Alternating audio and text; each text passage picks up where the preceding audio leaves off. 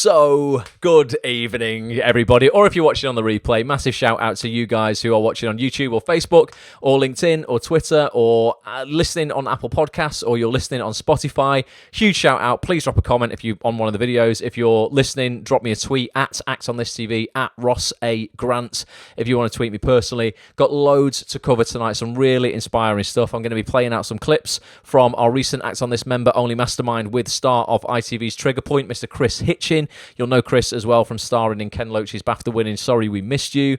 He was the lead in that film. The guy has done so much stuff, but it's not always been like that for him. In the chat that we had with members of ActOnThis.tv, and if you don't know what ActOnThis.tv is, go over to the website, get yourself over there, grab yourself a membership. You'll get to join live Zoom calls every single week with the biggest casting directors, agents, actors, writers, producers, and directors in TV.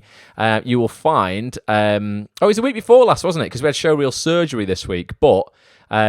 I'm not going to play stuff out from that. That's where basically we play out 5 member showreels from ActOnThis.tv, go through ultimately a step-by-step blueprint of what you need to do to make sure that your acting showreel ultimately lands you auditions on autopilot. It will get you jobs while you are sleeping if you're distributing it in the right place. The replay for that's in the members area, guys, but it's this what I want to cover tonight. This feature we did, it's called What to Do When You Want to Quit, with 4 Lives and Trigger Point actor Kris Hitchen. I'm going to play out some clips from this tonight. If you want to watch the full 2.5 hour session, if you log in, if you've not got membership, go get membership. If not, go and get one. If you've not got membership, get one. If you have, I'm just going to log in, and you'll find in the members area now, it'll be the second feature down in our latest 5 features, because Showreel Surgery is the first one, and then the full 2.5 hour session in video format or podcast format with Kris is there for you. If you joined it live and you're here now watching, let me know what you thought of it. I thought it was some of the stuff Kris said, freaking hell, I thought it was one of the most profound sessions that we've had in the 12 years that I've been running this site. And there's one clip in particular that was just like a mic drop moment for Kris Hitchen. I was just like, wow, you know what? Anyone who's feeling like shit and anyone who's feeling like giving up, like they're not good enough, or they've done 5 self-tapes already this year and they've not booked a single job, or they're doubting themselves or their looks or the way they are or their ability, I'm going to play a clip that will just maybe change your entire outlook on this industry. Before I do that, let's just dive into the comments, see who's joining us live. Rachel, how you doing? Good to see you. Josh Chadwick is going to be, he's going to have his TV debut. He's a member of ActOnThis.tv in Emmerdale on the 9th of March. I want everybody to be tuning into that. Can't wait to watch it, Josh. And it was good to see you at the weekend, mate. Raya says, bless, my sis couldn't get back to Manchester from Leeds for a day because of the trains. Trains have been crazy because of Storm Eunice and Storm Dudley and whatever, Storm Franklin or whatever we're having at the moment. We were supposed to do a in-person podcast interview for members of ActOnThis.tv on Friday night. Our guest, unfortunately, had all their trains cancelled as well, couldn't make it. But me and Petch have recorded a very special 2-hour podcast for you members of ActOnThis.tv instead, full of value. That's going to drop tomorrow instead of our live session tomorrow night. And what I want to start doing, and let me know, give me some feedback on this, is 1 session a month, because for members of ActOnThis, normally you get 1 live Zoom call a week with a top guest. I know not everyone turns up live. A lot of people catch them on the replay. What I wanted to do for 2022, or at least for part of it, just to test this out, is give you 3 live sessions. So 1 every week for 3 weeks. And then 1 week of the month, I want to drop an in-depth podcast, like a video podcast. You'll still get to watch it. It won't be live though, but it will still be with a top guest, or me and Petch will record these as well, commenting on everything that's going on in the industry, in the community that we have here at Acts on This, and everything that people are sort of doing and going through at the moment. But I want to do them as I feel I can get a little bit more out of the guests and go really deep with them rather than a 90-minute Zoom session. Some of these podcasts might be like 2 hours, 2.5 hours or whatever. And just get really under the skin of the guests. And there'll still be casting directors, agents. The first guest actually was a top writer who just wrote a brand new drama that's just been on. It was the first thing that he'd written, really. I won't give it away because he's still going to be a guest in a couple of weeks. But I want to do this, and just give you that as a pre-record. You can listen to that or watch it in your own time. No pressure to turn up live. But I just feel we can give, with 1 session, 1 super in-depth session a month, I can give you guys a little bit more value this year. But let me know what you think about that. The first one's going to drop tomorrow, so you can be the judge of that. But there's just ultimately just loads and loads of stuff going down at actsonthis.tv, and you're still obviously going to get loads of live sessions as well. Natalie says, it's been mad so far, but good. Applied for a few things on Mandy and ended up with 3 short film auditions. You know what I mean? That's just taking action, Natalie. Good on you. Hopefully you'll book at least one of those.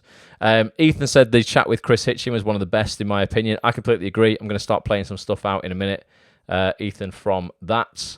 And Josh, it's great to meet you on Saturday. Ross, at the weekend, had so much fun. It's good, mate. It was good. Honestly, thanks so much for coming round. Basically, folks, what we did is a few. Well, actually, not just a few, but a small group, but quite a lot of actors in the actsonthis.tv community last year went through a program that I put together. It was like a 16-hour training program on ultimately how to land your first TV role fast. No dilly-and-dallying. People have been struggling to get a TV role for years, and I'm like, look, it's not that hard.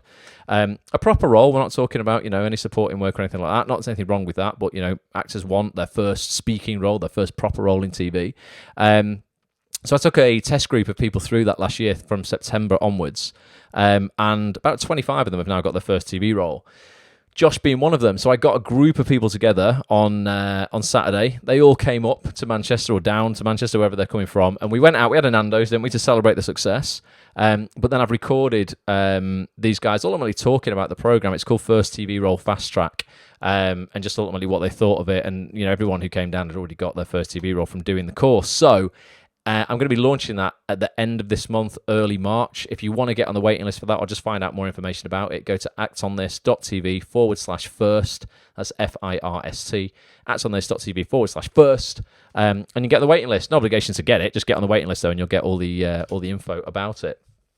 Right, so what I'm going to do is I'm going to play, first of all, I'm just going to play a mashup out of some of the clips, some talking points from our session with Kris Hitchen that we did a couple of weeks ago. If you want to access the full 2.5-hour session, like I say, it's in the members area on actsonthis.tv for you right now. But here's just a little bit of what you missed. Star of Ken Loach's BAFTA-winning film Sorry We Missed You, BBC One's Four Lives, and ITV smash hit Trigger Points. It's Mr. Kris Hitchen. Kris, welcome back. How are you? How did you get into the industry? What brought you here, and how did you go from plumber to superstar actor? I think you reach a point in your life, because I was getting to 40 and I was just massively bored, and I thought, I need to do something else. When I look back now at those early days, book those jobs. I mean, when I got a couple of lines on Corrie having a dead rat in a box, I cried my eyes out when I got off the phone to my agent. Do you know what I mean? It was that I was so grateful. He is right. We never got any call for backup. It's the seniors' role to request additional support. That's you, right? Why don't you get some sleep and sort your f***ing head out? You were a plumber, self-employed. You know what it's like to have to get your own shit together and get your own work, and you'll also know what it's like when work isn't coming in. I got a phone call the following morning that the showrunner had pulled the plug and give the job to someone else. And I turned around to my agent and I went, right, fine, yeah, it. And then I really, really went in a hole. Everybody can get a table from IKEA, everyone can get a table from Argos, and they all look the same. So you've got to own that difference. And the minute I started looking at that, I started thinking, yeah, that's why I get all these parts. That's why I got that part and I'm blind, because my teeth are fucked and my hair's a mess and I look rough and I look knackered, because that character was supposed to look like that. So that was like my moment of like, right, I'm back on the arse. How to kind of deal with your mental health when your mental health is kind of telling you to stop. How have you got back into that positive mindset when you felt this is shit, it's not happening? The first thing is you've got to put food on your table and you've got to look after yourself. And if you're not doing that, that nagging doubt is going to affect them self-tapes that you're doing. When you get in the room to do a casting or you get to do a tape for a job, you're special. You're being asked to do it because they believe that you can do it. So always carry that with you, that it's your job.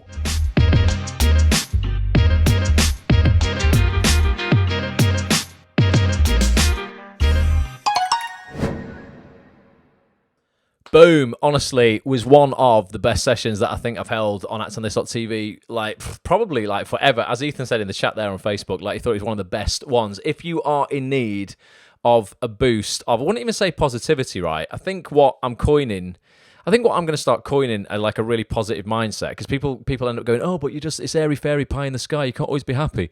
No, you can't. But I'm going to coin it now, I think, moving forward, as practical optimism, basically, because I think being optimistic about, your acting career working out has real practical side effects. You will take more action. You will send more emails. You will film more stuff. You might write that scene you've been thinking of writing for ages and you've taught yourself out of it. It's not all happy clappy, stuff when it comes to mindset. Practical optimism can really change your life. So I've got some clips to expand on what you just saw there that I'm going to play out in a minute. But like I say, take the full session in. If you're a member of Acts on This, it's in the members area. If not, get a membership. Even if just for this one, try Acts on This out for a month.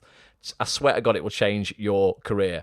Let's see what's going on. Everyone's saying thank you to congratulations. Sorry, not thank you to Josh for his first TV role. Can't wait to watch it, mate. Definitely. And Sam, you've put there, if we've had a couple of roles already, can we still join? In terms of first TV role fast track, yeah, it's really. I mean, I take people through how I got my first 15 TV roles in that program. Pretty much. I mean, it's just literally spoon-fed a blueprint. If you just want to follow a blueprint and really, have it all laid out for you about how you do this, it takes work. I can't do the work for you. Get in the program. Like literally, so many people have already got the first TV role through doing the program. It's been amazing, and they've been trying for years, and they had all the talent that they needed. They just had no idea how to actually implement it, how to actually market themselves. They had the creative side of the industry down, but they had no idea about the business side of the industry. So if you want to learn the real business of show business, the business of the TV industry, then get yourself involved. actonthis.tv/first. So you heard Kris say, evening Saskia, by the way, you heard Kris in that little trailer there say something about a knackered table and that everybody could go and get a brand new table from Argos or IKEA. You can spend 80 quid to get, your generic table that you'll see in everybody's house. But actually, the acting industry doesn't want loads of generic 80 quid tables from IKEA. Even though sometimes it feels like that. You might scroll down Twitter or Instagram and go, oh my God, look at all these beautiful people. I wish I looked like that. He's working, she's working. I'm a bit different. I don't fit into that box. Oh, I'm never going to work. And Kris has felt like that over the years. He said that once a showrunner gave the role that he'd been promised to somebody else, and he just went into a real hole. He's a professional, decent actor at that point. He'd been in big stuff. But even then, he was doubting himself. He was questioning himself, questioning his look, questioning his ability. What is it that I've done? Why didn't they give me this role? All this kind of stuff. And he just said something really, really profound that I've picked out and I'm going to play for you now. And just think, and let me know in the chat before I play it, if you are feeling a little bit shit right now, because I think a lot of people are, and I think part of that is to do with the fact it's the start of the year, it's dark, the weather's shit, we're going through storm after storm after storm in the UK. It's not a really inspiring environment right now to sort of, feel all go-getter-ish. But if you are feeling a bit down in the dumps, you're questioning yourself, you're questioning your ability, you're questioning your look, you're questioning your casting type, your show reel, everything about yourself in the industry. Listen to this or watch this, depending on how you're taking this feature in. And I think it's just going to change the way that you actually look at the industry and look at yourself within it. I'll be back in 2 minutes, but I think this next 2 minutes, genuinely, it sounds so melodramatic, but honestly, it could change your life. It could change your career forever if you actually take this viewpoint. So I was like, good. I've got somewhere. I don't have to go plumbing or anything like that. I can still hold my head above water and just carry on with the acting. And then I got a phone call the following morning that the showrunner had pulled the plug and give the job to someone else. And I turned around to my agent and I went, right, fine, yeah, it. And then I really, really went in a hole. My head was a mess. I was thinking, is it me? Is it our luck? Is there something wrong with me? I started comparing myself to other people. And then that's when I went through the 3 stages of reminding myself why I started doing it originally, to enjoy it. So I need to learn how to enjoy it again. And, I started going through, looking back through my spreadsheet, having a look at last time I booked jobs and what they were about to try and get some grasp of reality on it from a factual point of view, rather than looking at the fucking vision board or something, So yeah. Everything was real to me instead, rather than just airy fairy. And then I started thinking about my look and stuff like that. And then I remember, have you ever heard of Drew Pritchard? He drives around like buying antiques. He goes to like battered old houses and offers them 200 quid for a table in the corner. And you look at him like he's a madman, but he takes this table away and he says, this is the most beautiful thing I've ever seen. Look at the scratches on it. Look how the paint's peeling. Look at the rust on it. It's amazing. It's immaculate. It's exactly how it should be. And I thought, fuck, he's right. I'm a fucking shitty old rusty table in the corner, but I'm exactly how I'm supposed to be. And if I try and be anything more than that, I'll just be something you can go to IKEA and fucking buy for 80 quid and it falls apart. Everybody can get a table from IKEA, everyone can get a table from Argos, and they all look the fucking same. So you've got to own that difference. And the minute I started looking at that, I started thinking, yeah, that's why I get all these parts. That's why I got that part and I'm blind, because my teeth are fucked and my hair's a mess and I look rough and I look knackered, because that character was supposed to look like that. So that was like my moment of like, right, I'm back on the horse.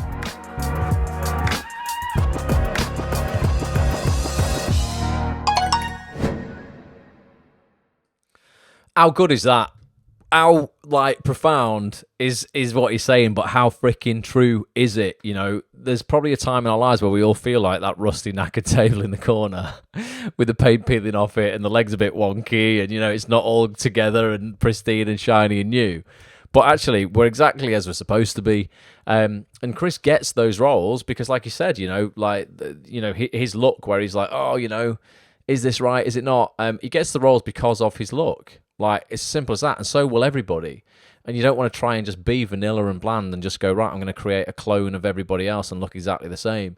If you do, you know, have some quirks and look a bit different to everybody else, then, you know, you're going to stand out, and those roles will be there for you as and when they come up. But if you just look the same, I mean, God, there's probably like 30,000 5'10" brown hair guys who look like me.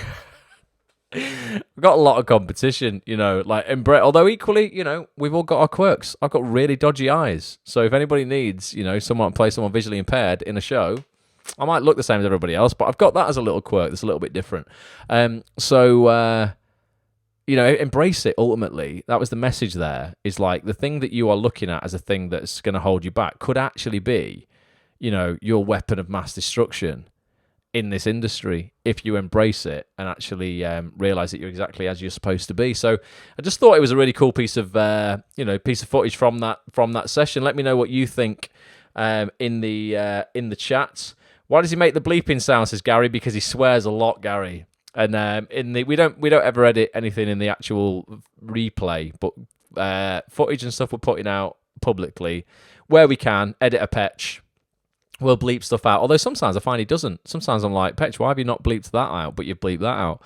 So, you know, God knows. It's whatever he decides, Gary. But yeah, it's an interesting chat, and there's a little bit of language in there. So do be warned before you watch it. So keep me posted in the comments there about what you on what you think of that, and maybe, you know, you've got. I always say everybody's got their own bag of shit. Everyone's walking around with their own bag of shit, ultimately. No matter how perfect somebody's life looks on social media, it isn't. It just isn't. It can't be. You know, it's just impossible. So you've got to kind of like embrace your own bag of shit in a way and go, it's all right. You know, if you can offload some of it, that's fine, but you're probably always going to be carrying some. And the key is not to offload it and give it to other people because they're already carrying their own. So be kind to everybody. But, you know, just know that you're always gonna be, you know, carrying that bag, and you know, embrace it in a way.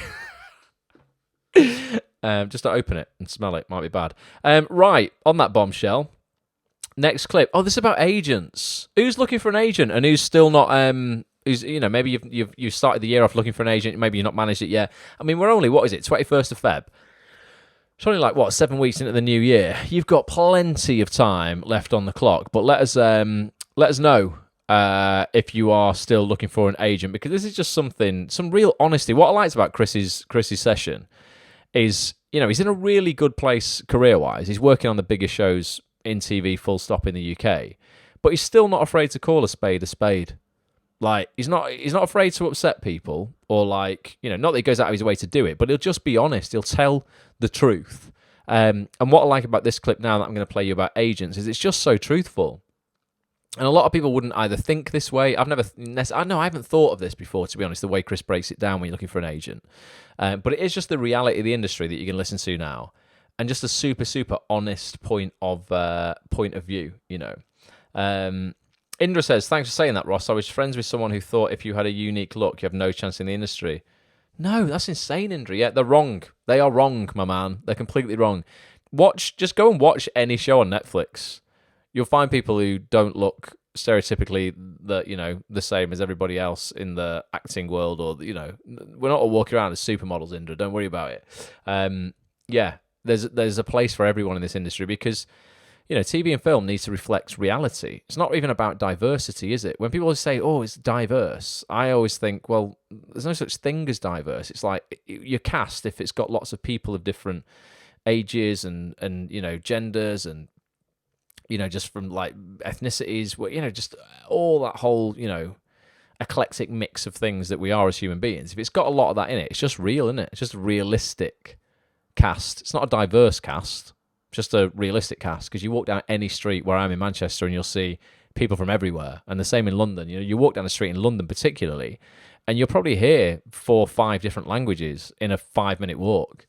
People from all around the world. It's just a realistic cast if you have that in it. So there is a place for everyone, I believe, in this industry. So if you're looking for an agent, listen to this, because this is something you probably want to take into account. Great point from Kris here. How does business kind of relate to keeping your head in the game? What you should always look at when you're looking at an agent, first and foremost, if you're with an agent and you're thinking of changing, is have a look at how many clients they've got. Because if you're with an agent and they've got, say, 80 clients and they're on their own, right? That means they've got to service 80 clients in 40 hours. You're only going to get 30 minutes at best. You have to bear that in mind and think, is 30 minutes enough for an agent to cover all the bases for me in that working week? And the plain and simple answer is no. I'm not an agent, but I run a business for years. And I know for a fact that if you're trying to build the business within the business, it's kind of like diversifying what you're doing in your business. If you want to go into tiling or, fitting bathrooms, you've got to spend time honing that. And the actors are product. They're part of the portfolio of what an agent has. So it takes time. Now, if they've got a couple of big hitters on their books and you've gone with that agent because they've got a couple of well-known actors, you're in for an hiding, because those well-known actors are going to take a lot more time up than what you are, because those well-known actors are paying that agent's mortgage. So you have to bear those considerations in mind. So ideally, what you need to look for is an agent who's got a good spread of clients that's all around your level of where you're going to be boxing, a good spread of clients that don't look like you, and you also want to look at the number of clients they've got. And then once you've got that worked out, you then start looking at how big their network is. And the way you work that out is by looking at what jobs their clients are booking, and more importantly, what casting directors are they booking them with. And if you see the same handful of casting directors popping up all the time, just in one particular region like Manchester or London, then you know that you're not going to be able to spread your wings and grow any further than your agent's network unless you do it yourself.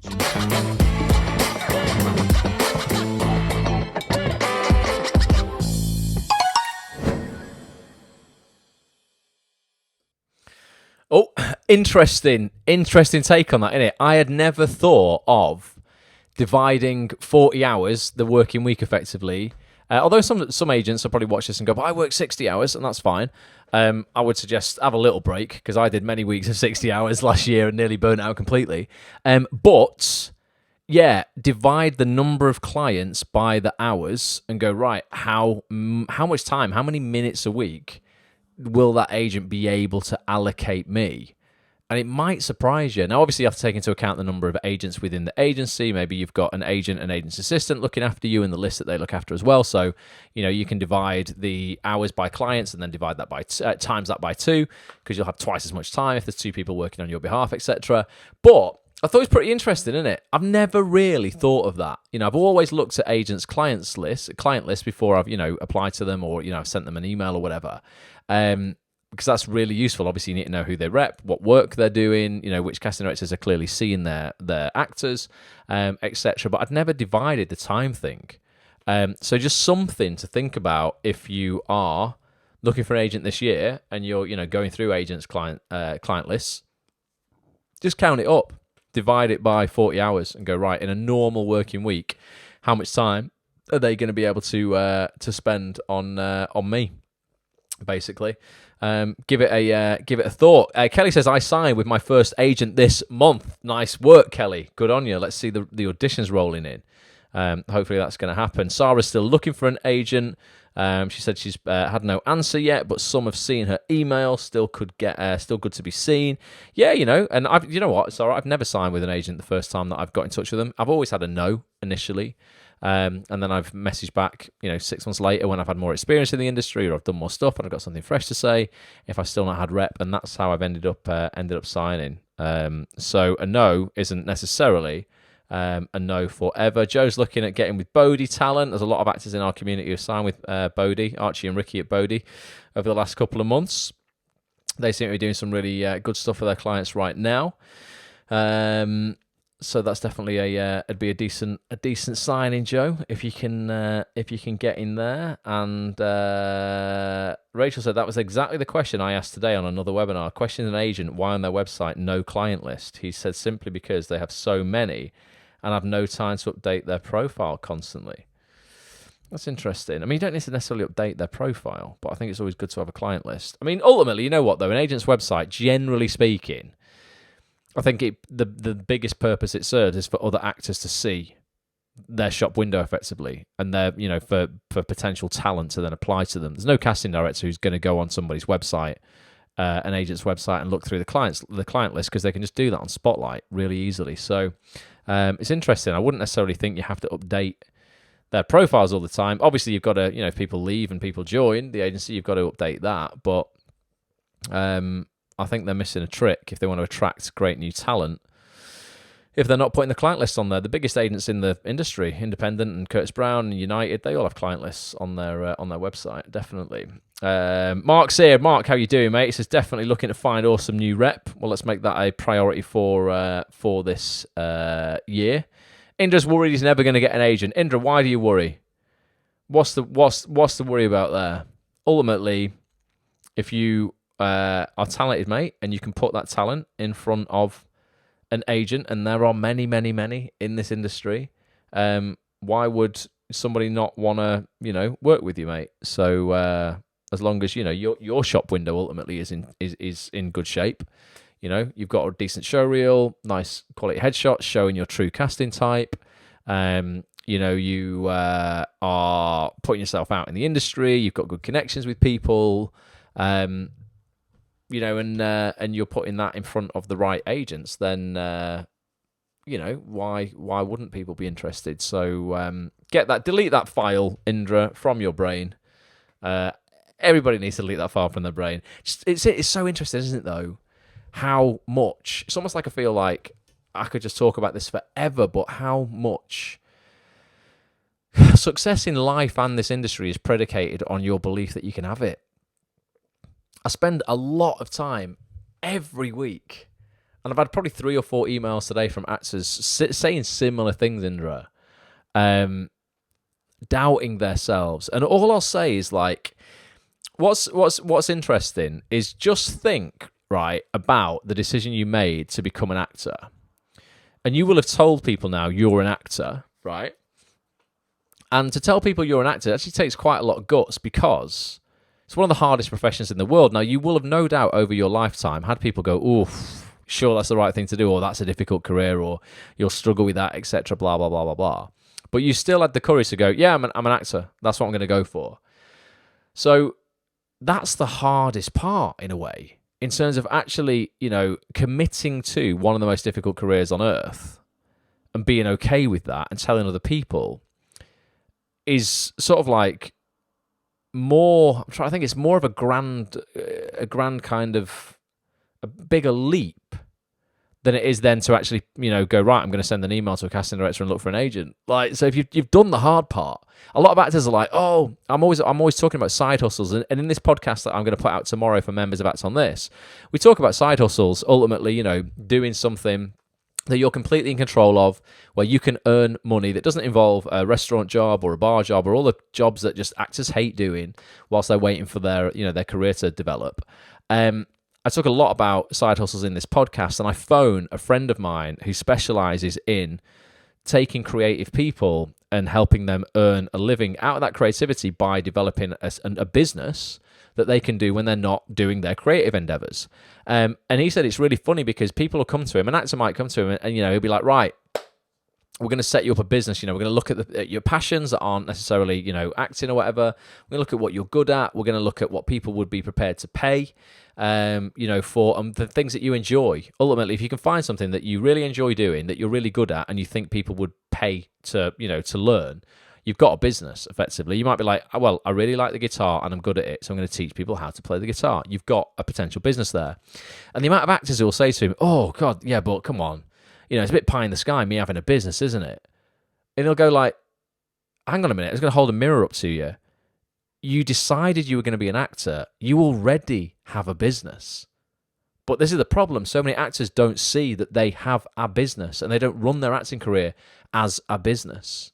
They are afraid of everything in the industry and ultimately dabble and, treat it almost like a hobby that they're scared of. As opposed to going, no, you know what? I've done the hardest thing. I've committed to this career. I've told all my friends and family I'm going to be an actor.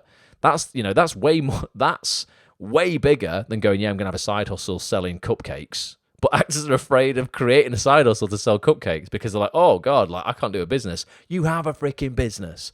So it's an interesting one. How much we can hold ourselves back ultimately. And it's not the industry doing that or anyone in it. It's just us. So you've got to get a grip on your mindset this year, folks, if you are ruled by limiting beliefs as opposed to, sort of empowered by empowering beliefs. That's why they're called empowering beliefs, which are the beliefs that get you out of bed in the morning where you go, you know what, I'm excited and I'm going to allow the excitement of good things happening in my career to drown out the fear of bad things happening. That's the key. When you can make the excitement of, the potential good happening in your career louder than the fear that it won't, you'll win because you'll always move forward. You'll always take more action as opposed to going, nah, I'm not going to do anything today because I feel like shit. And you know what? Everyone has days like that. But the idea is you have more days where you're not like that. Should I market myself to agents with the fact that I wrote, produced, started, directed, basically did everything on my very own short film? Well, yeah, particularly if you've got, if the end result was good, Sarah, and it's done, like, you've got, it only has to be maybe the trailer for it. If sometimes when you're making your first stuff, I've definitely done this. This is just honesty. You make your first sort of short or, your first piece of content, and you'll find that the trailer or the short form version of it that you can cut together is way better than the full thing, right? You've all been there where you've watched a film and you've gone, oh my God, the trailer looked amazing. But the film wasn't that good. I actually saw all the best bits in the trailer. If you've got a really compelling trailer, because generally, people in the industry are super busy. They're not interested in going and watching a full film. But if you've got a wicked trailer that's cut, Sarah, and you were the person who wrote it and you acted in it and directed it, whatever, yeah, definitely, I mean, that's all people, the biggest actors in the world do that at scale now. It's all Ricky Gervais does. He writes, he directs, he acts in, and he produces, and he's one of the biggest names in the world.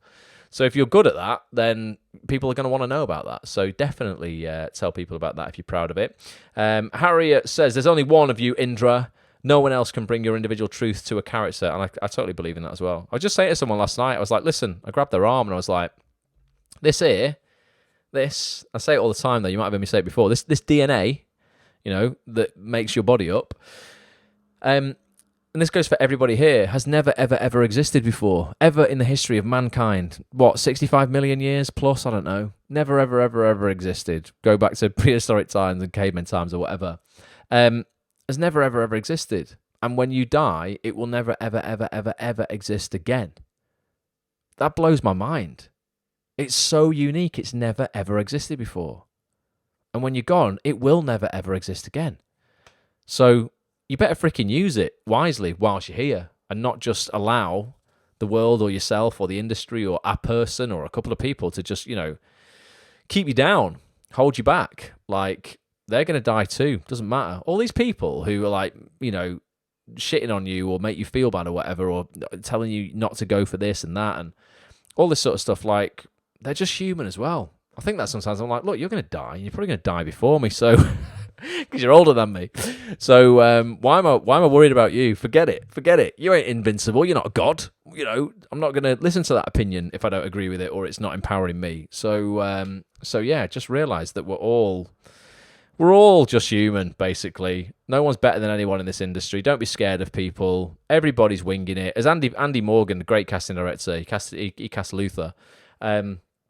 He was on an Act on This session a few months ago, and he said, it's a quote, and I'll swear, but he said, we're all a fucking bag of nerves.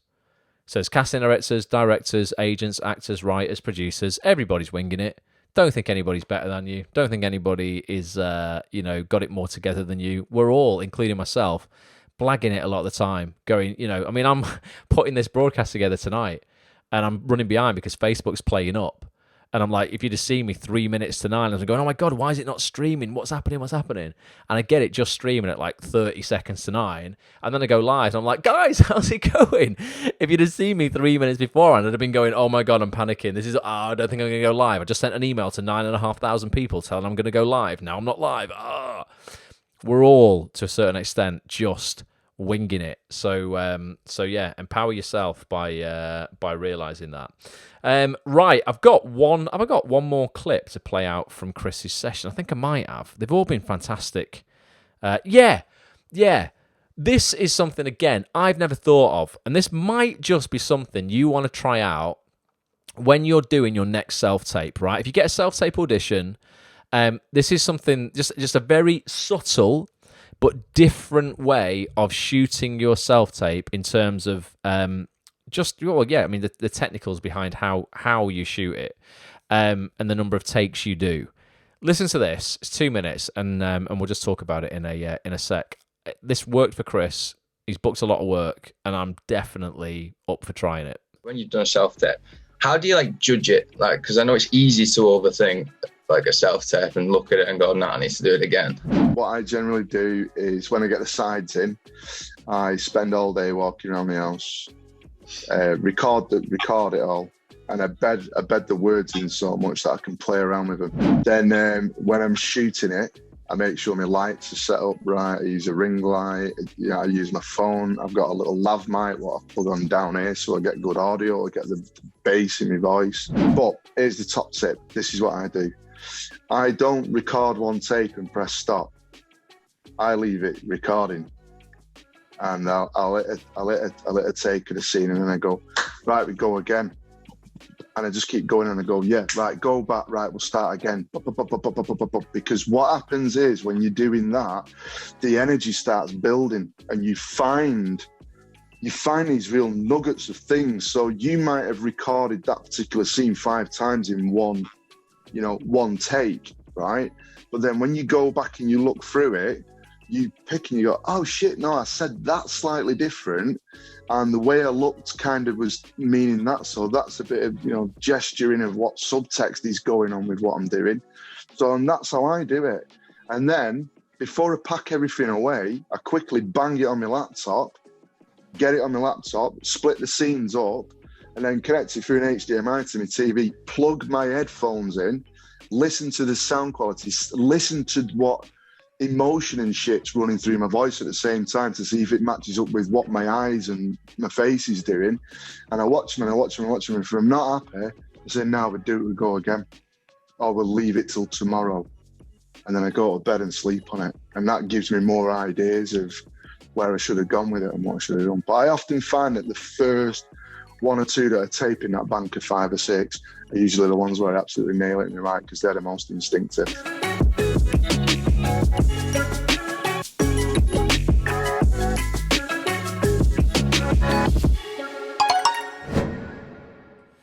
actonthis.tv if you want to get hold of the full 2.5 hour chat with star of ITV's Trigger Point, Mr. Kris Hitchen. But what good advice that is. And I can see Josh, who actually was on camera asking that question to Kris, has just put in the chat there that he used Chris's advice on his latest self-tape and he believes it was one of his best. The main takeaway from that is leaving the camera running. I've never done that. I've always gone, right, okay, whoever I'm reading in with, right, let's go for one. I've got it, let's go. And then I'll screw it up. Or even if I get one, at the end of that, beep, the camera stops, and then the energy drops, and we go, right, how do you think about that? Okay, let's go for another one. Okay.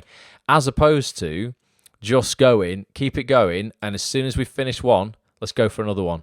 And let's do it 5 times, and then we'll see which one we felt was the best. And actually, that's how I work in voiceover.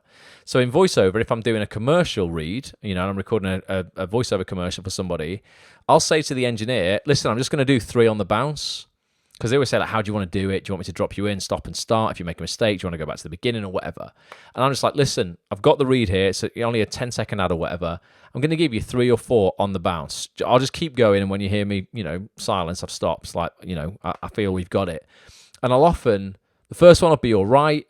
But then the second one, you might add something different to it. Or the third one, just because you've done it 3 times, it's almost like you get a bit of a different kind of cadence. And there'll just be something in it where you go, oh, yeah, no, that one. That sounded good. Even though there's nothing wrong with the first one, by keeping the energy up and not stopping between takes, I think it can, definitely in the voiceover world, I know it's made a big difference to my performance. So I've never tried it when it comes to acting. Go, right, let's just keep going, I've always wanted a separate take. So give it a go. I mean, I honestly don't know what the result will be, but for Kris, it works. And I also like his advice of, putting the self-tape via an HDMI cable on his laptop up on the TV, pops his headphones in, make sure the audio is good. There's a lot of attention to detail there. If you've got a big computer, I've got like a 27-inch iMac, so, I always watch it full screen on that. So it's generally like it being on a TV almost. But if you've got the luxury of an HDMI cable that'll just plug into your laptop, and you've got a 55-inch telly or whatever, get it up.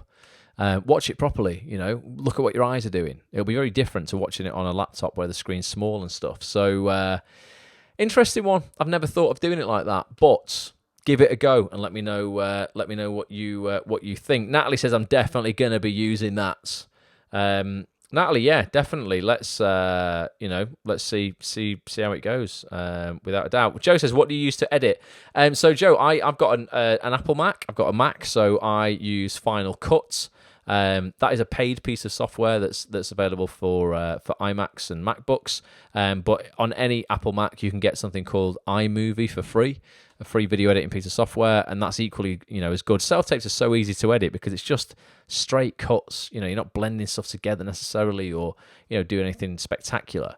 It's just straight cut, isn't it, really? Or a little, transition between takes or between scenes. So it's dead simple. iMovie will work. If you're on a PC, if you want to pay for a piece of software, something called Adobe Premiere is very, very good. It's not too expensive on like a monthly basis. You pay for it month by month. If you want a free piece of software for PC, I hear a lot of good things about something called DaVinci Resolve.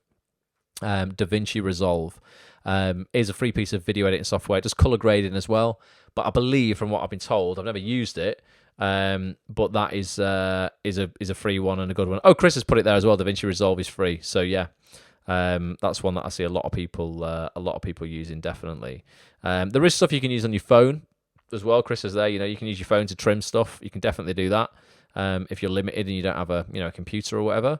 Matt says a few months ago he came across an app called Filmarago. It's good for editing your showreel and stuff, he says. So that might be something to try out. But yeah, and Josh says, Josh, I can't say your name, mate, says, I use OpenShot editor, which is free. So OpenShot. And what's that on, Josh? Is that Mac or PC, mate, or both? Or phone or iPad or whatever. Inez says Wondershare, Filmora. Kerry says love Filmarago, so easy to use. Oh, getting all the suggestions tonight. I've not heard of those of those before. I've only ever used Final Cut really. So yeah, Filmarago, Filmora, and OpenShot on PC. Says Josh. So yeah. Emily uses DaVinci Resolve. Can be both an iOS and PC. Bit more technical though, she says. Nice. Lots of options there. I'll check those out. Got any other suggestions? Drop them in the chat. So we've got about 10 minutes left. I've got to finish up bang on 10 tonight because I've not eaten, and I've got some food in that actually comes out at bang on 10 o'clock. So I will leave at about 58 minutes past. Otherwise, I'll be setting the flat on fire. But yeah, this week, what's going on? So tomorrow, I don't know what time actually tomorrow, because it'll probably be early afternoon. There's not going to be a live call this week because we're trying this thing out where you get 3 live calls a month and 3 live calls each week. Plus, if you remember that's on this, you get another 2 live calls on a Friday. Plus, you get a live call on the first Saturday of every month. But to replace one of the weekly sessions, one of the evening sessions on a week, we're going to start giving you guys a really in-depth podcast. With a top guest. The first one, because of, like I said before, Storm Eunice, our top guest couldn't make it. So me and Petch thought we've got to give you some content this week. So we sat down for 2 hours and recorded a great podcast. We phoned a lot of good people on it. We talk about all kinds of things from, what do we talk about? Side hustles, a big topic. We give you lots of updates about what's going on in the Acts on This community as well. We also talk about what you want to do, what to do basically, like when you want to quit, based on the stuff that we were talking about tonight with Kris Hitchen. We talk about sort of developing your skills and widening your net in the acting industry, where you go, actually, you know what? Some of the best actors I know right now are actor directors, actor producers, actor writers. You know, they are actors and other things. They're not just a writer or an actor. You know, you can be multiple things in this industry. You can still do, 2 or 3 things really, really well. You don't have to just be an actor waiting for other people to give you work. You can create your own. So we talk a lot about that. Side hustles is a big one. We talk about awards season with the BAFTAs and the Oscars and that sort of stuff. And I go really deep on actors and being honest with themselves about why they got into this industry. Because I honestly believe, and it can sometimes maybe be on a subconscious level, but I genuinely believe 90% of actors, 9 out of 10 actors, are kidding themselves about why they got into the industry, and that's why they're unhappy. They're telling themselves things like, I just want to act because I want to tell stories. I hear that a lot. I'm like, why do you want to be an actor? Oh, I just love it and I love telling stories. Right. Why are you so miserable then? Because you could go and act at your local, I don't know, my local sports centre. They put amateur productions on all the time. You can go and do that if you want. You go and shoot a self-tape if you want and just act. Why are you telling me you're so unhappy? And what it is generally because the only time you're ever going to be unhappy is because of one reason.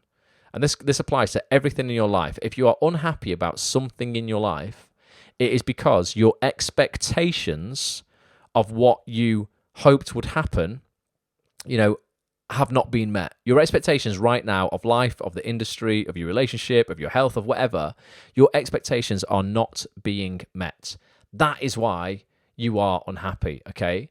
Now, one key to getting around that is changing your expectations into appreciations of actually the fact that, you have chosen to be an actor. You're potentially, as basic as this, you're in a country that allows you to choose the job that you do. Because there's lots of people around the world right now who don't get that luxury. I think there's 190,000 troops currently surrounding the Ukraine. It looks like there's going to be a war, right? They don't get a choice to go, I just want to be an actor. I'm gutted I've not got a self-tape this week. They're worried about bombs dropping on their houses. So when you swap your expectations for appreciations, life gets a little bit better and you start seeing what you've got as opposed to what you've not got. And it's not about dropping your expectations and going, oh, you know what, I'm going to think smaller then. I don't ever think I can have a good acting career then. I'm going to drop my expectations. It's not about that whatsoever. It's about just really being honest with yourself about why you're in this industry. And then if you really, really want it, just being okay with, enjoying that journey, that process, and, having expectations that it's going to take a little bit of time. Your expectation needs to be, you know what, I still want this, but I'm looking for a 1% life. I want to be paid really, really well, to be adored by millions of people around the world, to be on screens, to get all the trappings of a great career. That's a really massive ask. That's a huge expectation. Now, you can have that expectation, but you must also expect that it's going to take a little bit of time to get that. So, you don't want to punish yourself and actively sort of like choose to be unhappy until you have that thing. And I think one big key to it is being honest about why you got in the industry. It's not to tell stories. Generally speaking, I think most people go like this, and this is what it was for me. I'm like the class clown at school. I'm playing around. I'm always telling jokes, making people laugh. I'm told that that's, in some lessons that's not really wanted. I go to drama, and then my drama teacher's like, he's funny, he's got a lot of energy. Right, I'm going to put you in this play. And then you go, oh my God, right, I can be myself. This feels nice. People, are praising me because, I'm energetic and I like sort of being the center of attention. And then you get put in a play. And then in that play, there might be times where you're even allowed out of class. And you get away with like not doing maths because you've got to go and rehearse, or you've got to go and do a costume fitting for the play or whatever, and you feel a bit special. And then you do the play, and then 100 mums and dads clap for you, and you stand there, and everyone's telling you you're great, and you go, fucking hell, I really like this. It's nice to be loved and for people to clap for you and like you and entertain people and make people laugh and sort of be that person everyone says is great. So then you go, well, if I could do this for a living, wow, this is going to be amazing because I love all that stuff. I feel great when I get all that stuff. So I'm going to go and pursue this as a career. So your expectation then is like your acting career is going to give you all of that stuff. And then when it doesn't give you that stuff, you go, oh my God, like, this doesn't feel good. I thought I was going to come in here and everyone's going to clap for me. It's going to be amazing. And that's because your expectations are not being met. And that's all it is. But if you're kidding yourself and telling yourself that you got into acting to tell stories, you're never going to put two and two together. You're going to go, God, I feel so depressed that I'm not acting, and I just don't know why I feel so down. So why did you get into acting? Well, to tell stories. No, you didn't. You got into acting to feel all of that stuff you felt as a kid, and now your expectations are not being met, and that's why you're not happy. So sometimes, and we have a chat in the podcast with a producer, an actor turned producer, who just was on the long list for the BAFTAs this year, and she was like, I realised that sort of quite late on into my career, where my expectations weren't being met with all of the all of that sort of adoration and applause and stuff, and that was going to be hard to get from acting. So I moved to producing, where I could get it way, way more predictably because I can work on successful films, and then I feel fulfilled that way because I'm making progress. So it's just about being honest with yourself, and I just don't think many actors are honest with themselves about why they're doing this, because they feel that if they actually tell the truth, that people will think less of them. There's nothing wrong with wanting to be in this industry because it's nice to be clapped and applauded, and you enjoy standing on a stage and people looking at you, and yes, you want to be well paid. Who doesn't, but get honest with yourself. I think it's an interesting one. So we talk about that in this podcast. It's going to drop tomorrow. Loads of stuff. It's nearly 2 hours long. If you're a member of actsonthis.tv, I'm going to send you an email tomorrow with a direct link to it. It'll be in the members area at some point tomorrow. If you're not a member, come and get involved in this freaking community. It will change everything for you. You get weekly coaching basically every single week, where from not just me and Petch and everyone in the community, but from top actors, agents, casting directors, writers, producers, ultimately the people who run TV. I've got Emmerdale, well, it's not Emmerdale anymore. I've got Danny Miller coming around on Wednesday morning to record a podcast with me. Who won I'm a Celebrity, Get Me Out of Here. He left Emmerdale shortly before that. We're going to talk about his career, what it was like winning that kind of show, and ultimately the opportunities that brings about, and then how he's dealing with that and what he wants to do and what he doesn't want to do. Be quite an interesting chat. And Danny always talks a lot about mental health because he's struggled a lot with anxiety and depression over the years, how that's affected him, how he's battled that, and how he's got on top of that. There's loads of stuff that we're going to be talking about in that chat that hopefully will resonate with you guys, and will help as well. So there's loads of stuff coming up. We've got Ian Bever, the Emmerdale and Coronation Street director, on doing a live Zoom session on the in a couple of weeks, 8th of March, I think it is. We've got a top, I'm not going to tell you actually because I don't know if it's confirmed yet, but a top industry person for the 3rd of March running a Zoom session. So many sessions coming up. Get a membership, £6 a week, change your life. So Gary says, I had zero expectations in high school, so always surprising myself. Nice one, Gary. Sometimes it's not, you know what? There's something quite empowering about going, like, I'm not going to expect anything massive, it's not expecting anything massive. It's like, I'm not going to expect, it's really hard to describe this. I don't really have expectations of anybody because I know that, but I don't mean that in a negative way. It's almost kind of like, it just means that I'm okay with whatever happens in life. I'm going to aim for this. My expectation is the outcome is going to be the outcome. There is no success, there is no failure. As long as I am learning, I am succeeding, really. So expectation is a really interesting thing about how what your relationship is with it.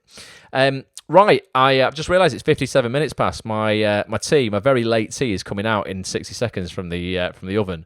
So I'm going to go and get it. But thank you so much for joining me, folks. Do come and get involved in the community. actonthis.tv /live if you want to see the live setup. The live sessions that are coming up. But we've got loads of podcasts coming out, loads of other stuff. actonthis.tv /first if you want to get on the waiting list for First TV Role Fast Track, the only proven online program to help actors get their first TV role in record time. 25 people have already, been through that program and got their first TV role. So that's coming up soon again at the end of this month. actonthis.tv /first. And I will end tonight with playing the mashup from the Kris Hitchen session again. This is just 2 minutes of what you missed. I played this out at the start, but if you weren't here, you can watch it now. The full 2.5 hour session with Kris is in the members area. But it's one of the most honest chats I've ever had in the 12 years of running actonthis.tv. And if you are at that point where you feel a bit shit or you want to give up or you're like, oh God, the year's not started how I wanted it to, this will give you that critical boost of practical optimism and positivity that will hopefully make you go out there and take action to get what you want this year. So thank you so much for being here. Really appreciate it. Thank you, Josh. Thank you, Nat. Thank you, Kelly, Joanne, Paul, Gary, Inez, everyone who's here, Joe, Rachel. Sorry for missing your names. It won't let me scroll up any further than that. But thanks for being here. And hopefully, I will see you on another broadcast very, very soon. And keep an eye out for this podcast dropping tomorrow, sometime through the day. I'll email every member about it tomorrow, though. And come and get involved at actonthis.tv. So here is the little mashup of Kris. And I'll catch you with you soon, guys. Love to you all. Bye for now. Star of Ken Loach's BAFTA-winning film Sorry We Missed You, BBC One's Four Lives, and ITV smash hit Trigger Points, it's Mr. Kris Hitchen. Kris, welcome back. How are you? How did you get into the industry? What brought you here? And how did you go from plumber to superstar actor? I think you reach a point in your life, because I was getting to 40 and I was just massively bored, and I thought, I need to do something else. When I look back now at those early days, book those jobs. I mean, when I got a couple of lines on Corrie having a dead rat in a box, I cried my eyes out when I got off the phone to my agent. Do you know what I mean? It was that I was so grateful. He is right. We never got any call for backup. It's the seniors' role to request additional support. That's you, right? Why don't you get some sleep and sort your f***ing head out? You were a plumber, self-employed. You know what it's like to have to get your own shit together and get your own work. And you'll also know what it's like when work isn't coming in. I got a phone call the following morning that the showrunner had pulled the plug and give the job to someone else. And I turned around to my agent and I went, right, fine, yeah, it. And then I really, really went in a hole. Everybody can get a table from IKEA, everyone can get a table from Argos, and they all look the same. So you've got to own that difference. And the minute I started looking at that, I started thinking, yeah, that's why I get all these parts. That's why I got that part and I'm blind, because my teeth are fucked and my hair's a mess and I look rough and I look knackered, because that character was supposed to look like that. So that was like my moment of like, right, I'm back on the arse. How to kind of deal with your mental health when your mental health is kind of telling you to stop. How have you got back into that positive mindset when you felt this is shit, it's not happening? The first thing is you've got to put food on your table and you've got to look after yourself. And if you're not doing that, that nagging doubt is going to affect them self-tapes that you're doing. When you get in the room to do a casting or you get to do a tape for a job, you're special. You're being asked to do it because they believe that you can do it. So always carry that with you, that it's your job.